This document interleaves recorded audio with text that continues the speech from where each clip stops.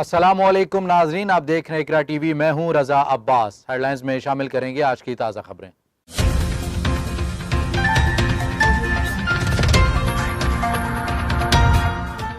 America super power या दहशतगर्दों का मुआवन, सवाल उठने लगा। इराक में अमेरिकी हमायत याफ्ता बागियों का दाइश के खिलाफ जिहाद करने वाली हशद उल शाबी के हेडक्वार्टर पर हमला।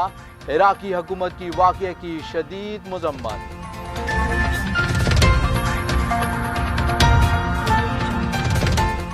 अफगानिस्तान में दहशतगर्दों के खिलाफ कार्रवाइयों में तेजी। ताज़ा झड़पों में दर्जनों तालिबान जंगजू हलाक और जख्मी हो गए।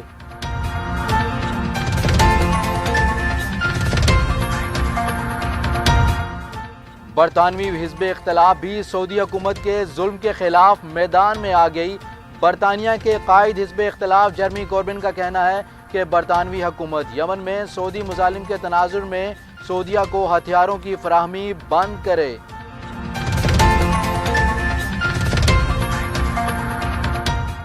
कश्मीर में भारतीय मुजालिम का सिलसिला भी बदस्तूर जारी।